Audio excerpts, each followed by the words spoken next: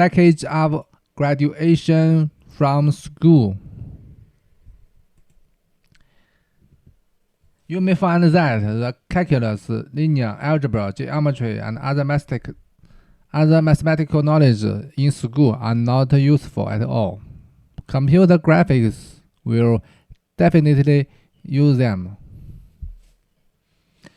The video is divided into 3 parts. In the first part, we draw a perfect circle on the screen to prepare for the next steps.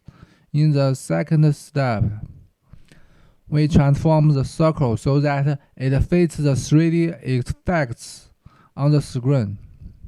In the third part, we will learn about the principle of 3D perspective. Although this program omits the 3D perspective, we'll talk it later. Whether you are a student, program developer, or gamer, this video may be helpful to you. Previously, I wanted to use Bezier curves to describe these ranges. Bezier curves. That's how Bezier curves works. Inaccurate, but later the Bezier curve method was found to be too cumbersome and inaccurate. The scope of each scheme is different and needs to be redrawn.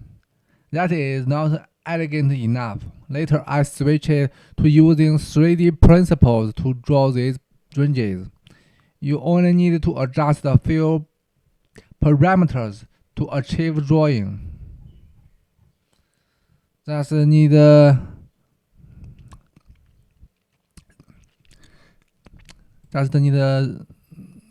few parameters here.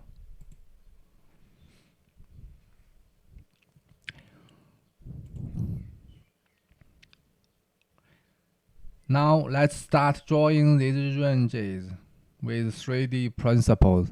The first step is how to draw a circle on the screen. The program is developed using C#. I quite like C# and .NET. I used to think that to make game plugins, I had to use C or C++. Later, I found that it was not necessary. The pointer is an unsigned integer type, and the asterisk symbol is not necessary. I have built a transparent form here to display the indicator. As you know, Windows Visual programs are all based on Windows, literally. After some simple processing, the window can be transparent and the mouse can penetrate the window. Here, not here.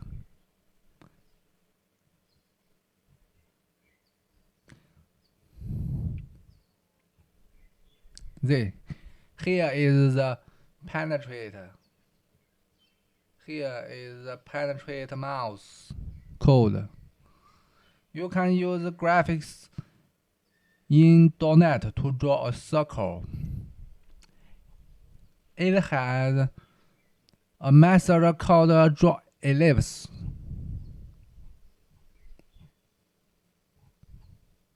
Draw ellipse.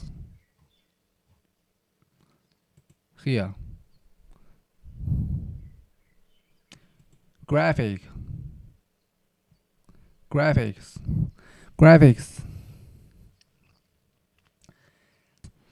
This is a program I wrote a few years ago using the Direct 3D libraries.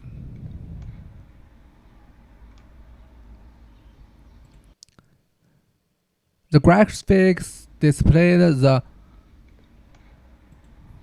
The graphics displayed on the screen makes you feel smooth, but in fact they are also composed of our individual components.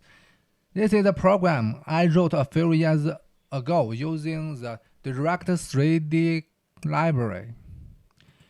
It is simulate the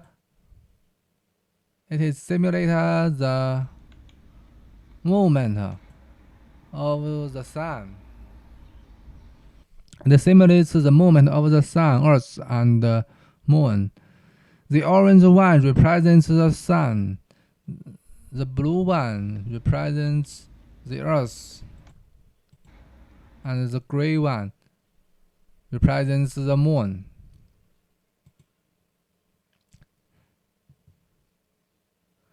They are all approximately spheres. A three-dimensional sphere is divided into simple triangles, which are further divided into vector points. Not only spheres, but also cubes, cones, and cylinders can be subdivided into triangles. Triangular meshes, which with its own set of methods. Let's go back to the program. Here we use the drawLine function for drawing. I estimate that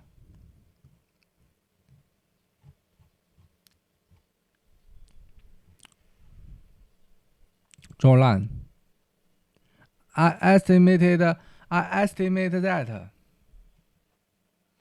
the drawEllipse function on Windows is also implemented by calling drawLine at the underlying level, two pairs of x and y, totaling 4 parameters. In Windows 2D, the origin of the coordinate system is the upper left corner of the screen. Let's draw it.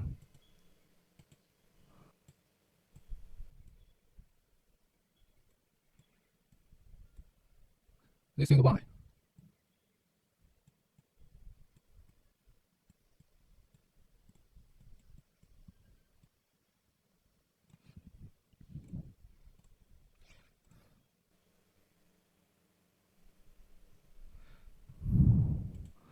Using this method, you can find the width of the screen as screen width.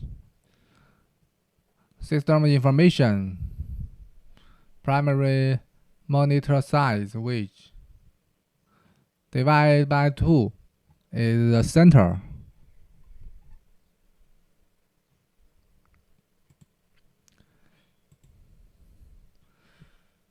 We consider the screen center as the center of the circle.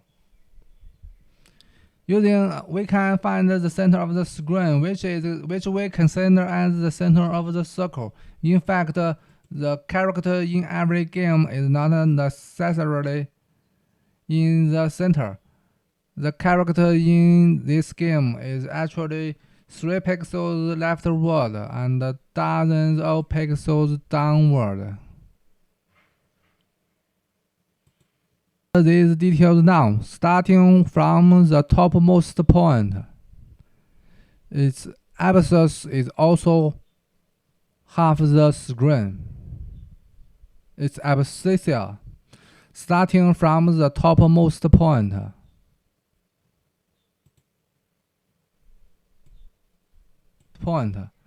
Its abscissa is also half of the screen. Its ordinate coordinate is half of the screen minus the radius of the ring.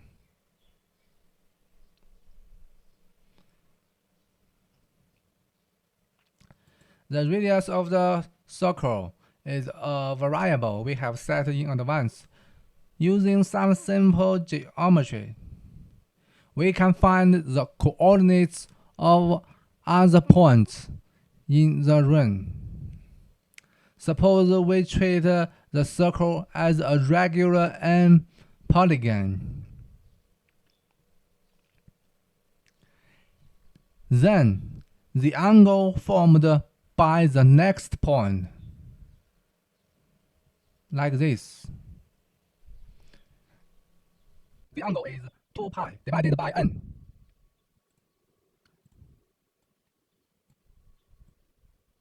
This 2 pi divided by n. Let's call it alpha. No. Create an auxiliary line here.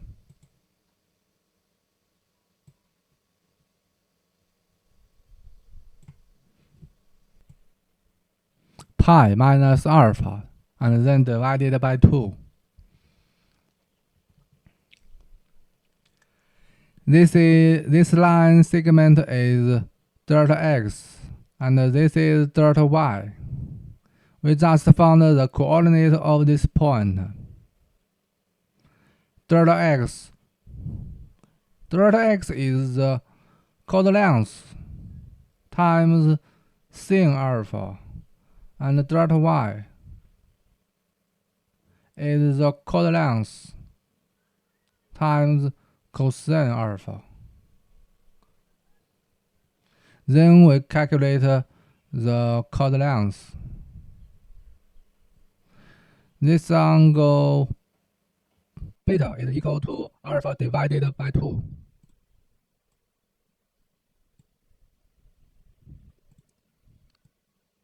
Let's call it beta. This length is half of the chord length. Is equal to sin beta. Sin beta multiplied by radius. Calculation completed. Middle school geometry knowledge can handle it.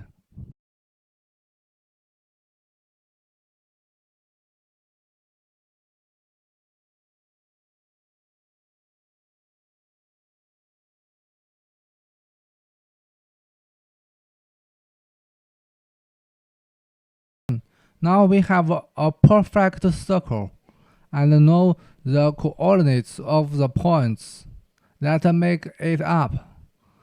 The second part is to transform the points so that it fits the 3D effects on the screen. 3D transformation of points is done through matrices. There are 4 types of 3D matrices, 3D transformation matrices, namely scaling matrix, translation matrix, rotation matrix, and affine matrix. A matrix is a rectangle made of numbers. Matrix can be multiplied by a matrix or a vector. These multiplications are different from directly multiplying numbers.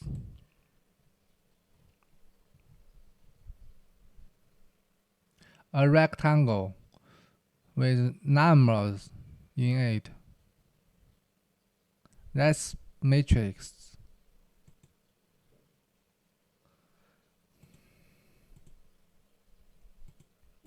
Each matrix each matrix has its own rules. The scaling matrix is very simple. It stores the scaling ratios of x, y, z here. This line. A graphic can be zoomed in and out by multiplying it with a scaling matrix. The translation matrix is also very simple. That is, there are XYZ translation units.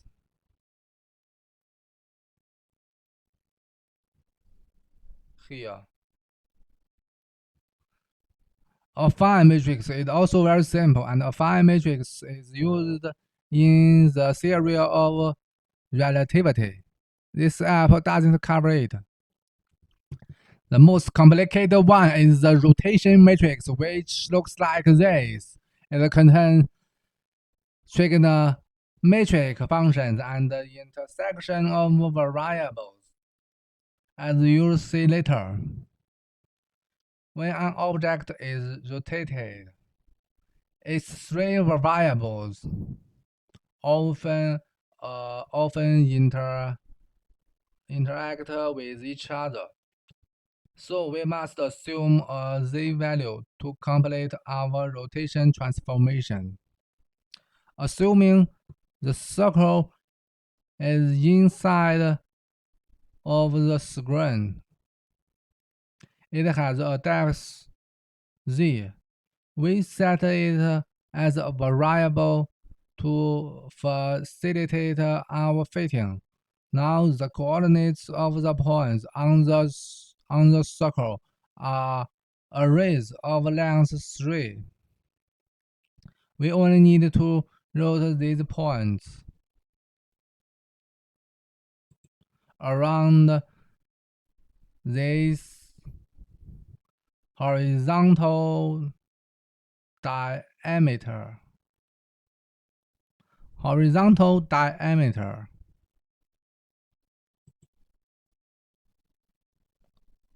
This.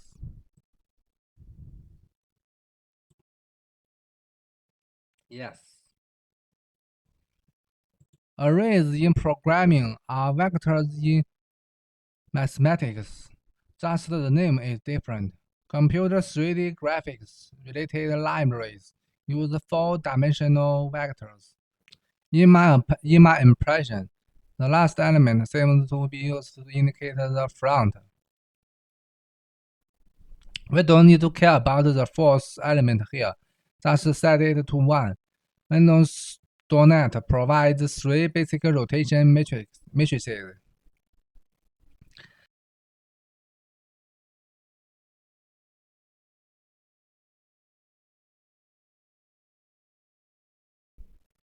The coordinate system of Windows 3D is different from the coordinate system of 2D. Its origin is at the bottom left.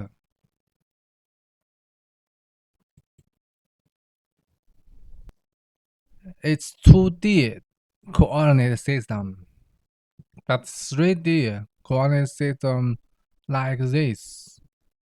They are different. This is X. The bottom of the screen. This is Y. And this is the Z.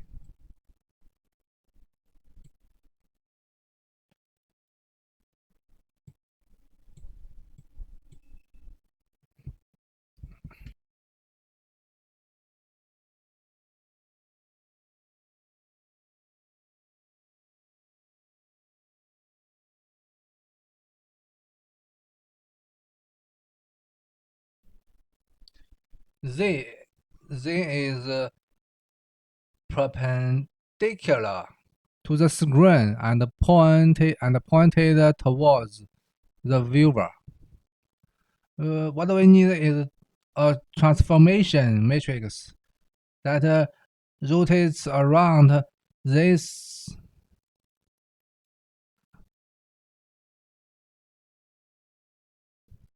but they are only matrices that rotate around 3 axes in .NET. Is there no other way? The same figure rotated according to different axes will get different results. Think about it, right? If this circle is rotated along the x-axis, it will move downward as a whole.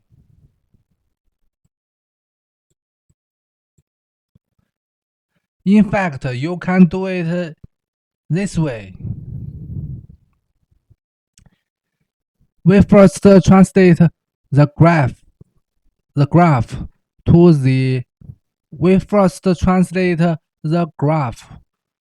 the x-axis.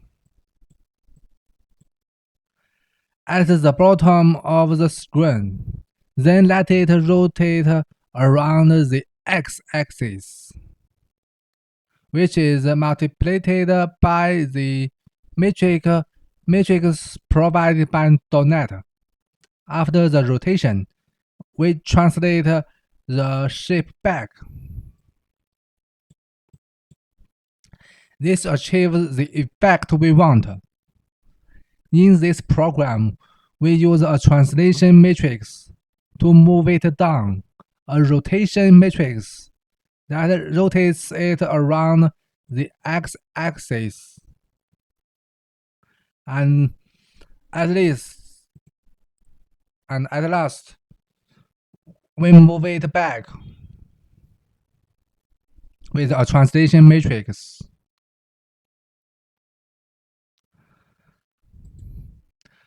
The transformation can be achieved by multiplying the coordinates of each point by the matrix we obtained.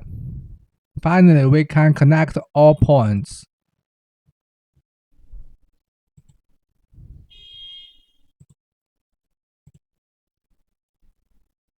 And finally, connect the points.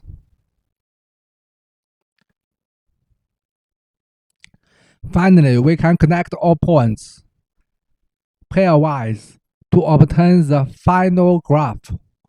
We first draw a circle with points, then perform 3D transformations on the points, and finally connect the points.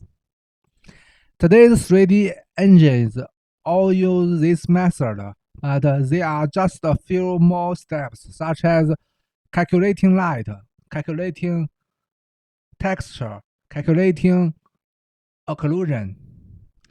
Computers draw 3D graphics using the perspective principle in painting. The principle of perspective was developed from geometric principles by a painter hundreds of years ago.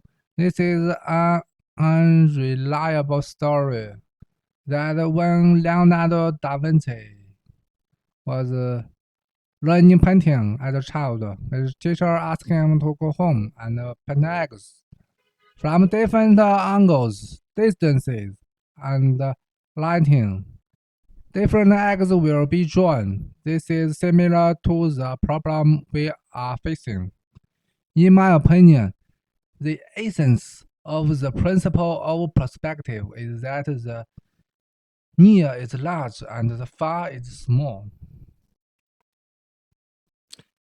Let's say this is a screen and this is a fat guy in front of the screen. This is a small virtual character. Establish a coordinate system at the feet of the little character. This is X. This is Y. And this is Z.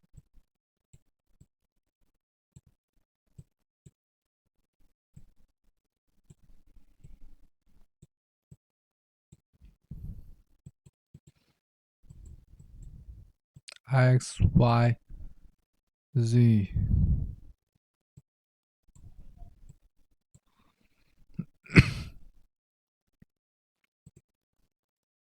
When projected onto the screen, the y coordinate will decrease.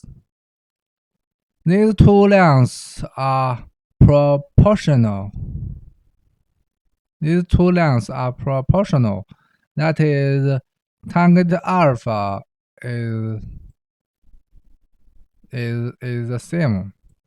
When the z value of the character changes, or the angle of the character changes,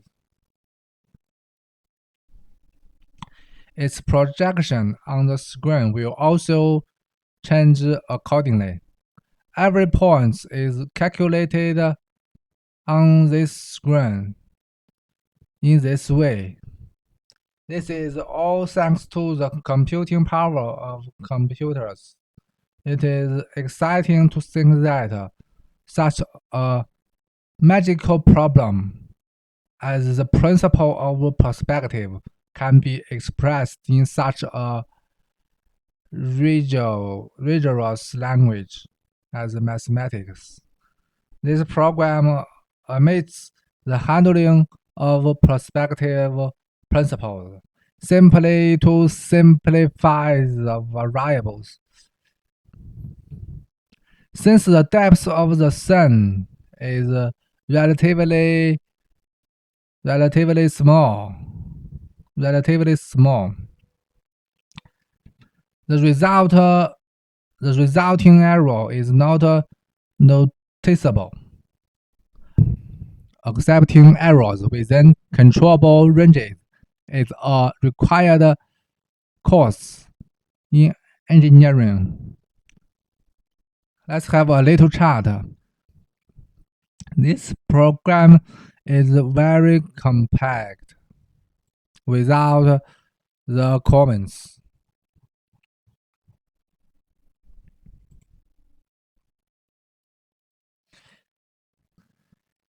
There may be many areas in the 3D engine that can be improved using mathematical methods. That's all for today. See you in the next video.